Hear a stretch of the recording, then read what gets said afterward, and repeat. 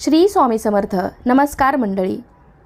तर आजच्या व्हिडिओमध्ये आपण पाहणार आहोत अधिक मासामध्ये दीपदान केले जाते, तर ते दीपदान का करावे, कसे करावे आणि दीपदान कोणाला करावे, तसेच अधिक मासामध्ये जो दीपदान करणार आहे तो दिवा कोणत्या धातूचा असावा, दीपदान केल्याने कोणते पुण्य मिळते, तसेच अधिक मासामध्ये जे दिवा आपण दान करतो तर त्या पाठीमागे शास्त्र काय सांगते याबद्दल आपण थोडक्यात माहिती पाहणार आहोत। त्यासाठी हा व्हिडिओ शेवटपर्यंत नक्की पहा।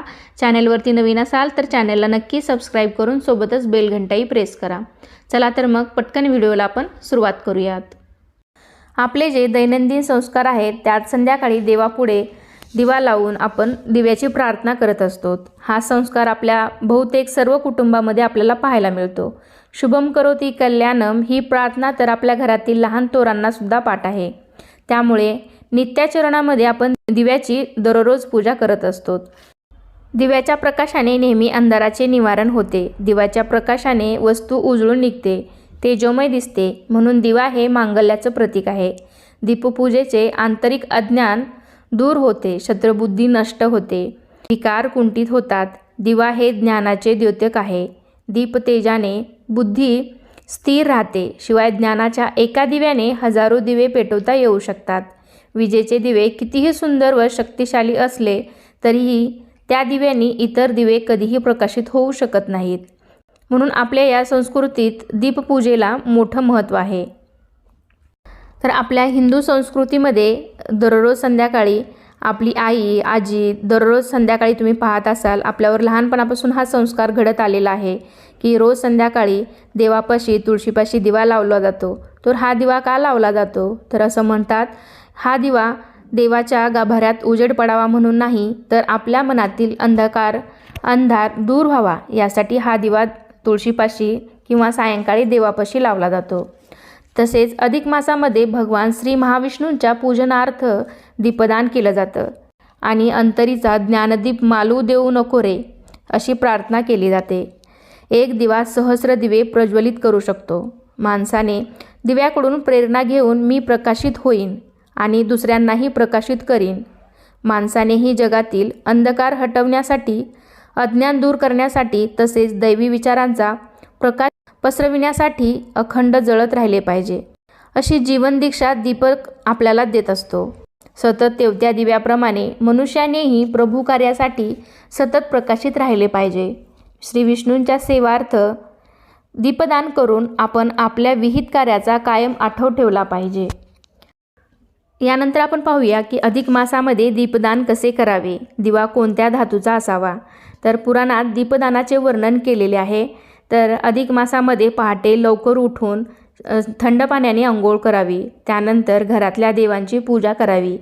ज्या जागेवर दीपपूजा करायची आहे ती जागा स्वच्छ पाण्याने पुसून घ्यावी, त्यावर सुंदरशी एक रांगोळी काढावी किंवा हळदी कुंकवाने स्वस्तिक काढावे, त्यावर पाट किंवा चौरंग मांडावा, पाठावरती रंगीत वस्त्र अंतरावं, पाट किंवा चौरंगावरील वस्त्रावर गहू किंवा तांदळाची रास काढावी, त्यावर हळदी कुंकू वाहून घ्यावं, त्यानंतर जी रास मांडलेली आहे त्यावर भरलेल्या पाण्याचा कलश ठेवावा, त्याच्यामध्ये विड्याची पाने आणि एक श्रीफळ ठेवावे।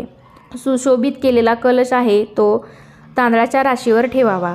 कलशामध्ये विड्याची 2 पाने, सुपारी, 1 नाणे ठेवावे किंवा पाण्यामध्ये टाकावे। कलशावर तामण ठेवून त्या तामणात तांब्याचा किंवा धातूचा दिवा ठेवायचा आहे। लक्षात ठेवा, कलशामध्ये एक कलश ठेवायचा आहे आणि त्या कलशावरती एक तामण ठेवून त्यावरती तामणामध्ये आपल्याला एक धातूचा दिवा ठेवायचा आहे। तर हा दिवा आपल्याला शक्यतो तुपाचाच लावायचा आहे। कलशापुढे एक सुपारी आपल्याला गणेशाची प्रतिमा म्हणून ठेवायची आहे। तर त्या कलशासमोर तुम्हाला शक्य असेल तर राधाकृष्णाची मूर्ती ठेवू शकता किंवा प्रतिमा फोटो असेल तर तो सुद्धा ठेवू शकता, किंवा मग लक्ष्मीनारायणाची मूर्ती किंवा फोटो असेल तो सुद्धा तुम्ही ठेवू शकता। त्यानंतर तुम्ही उदबत्ती, निरांजन, घंटा हे सुद्धा तुम्ही त्यासोबत ठेवायचं आहे।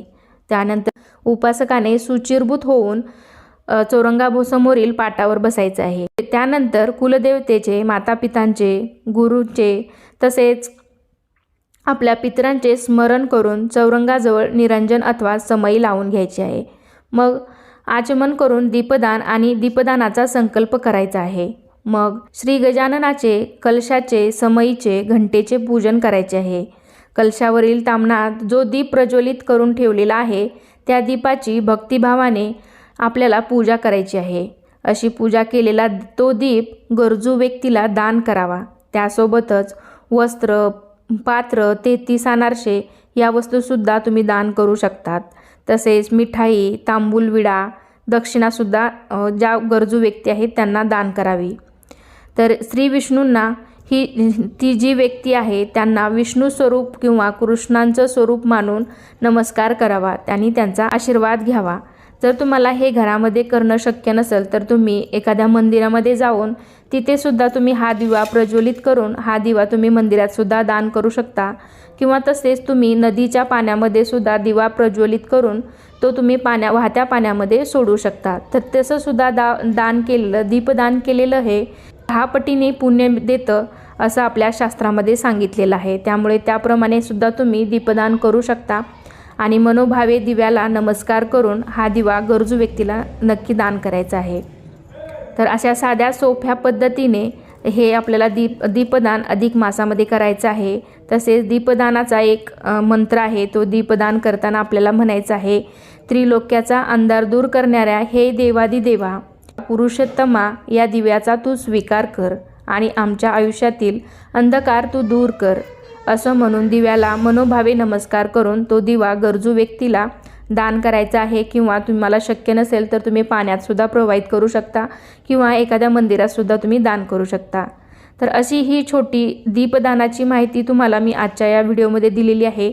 तर आय होप तुम्हाला समजली असेल तर या व्हिडिओला नक्की लाईक करा, शेअर करा आणि सबस्क्राईब करायला विसरू नका. चला तर मग पुन्हा भेटूया अशाच एका छानशा आणि नवीन व्हिडिओमध्ये. तोपर्यंत धन्यवाद.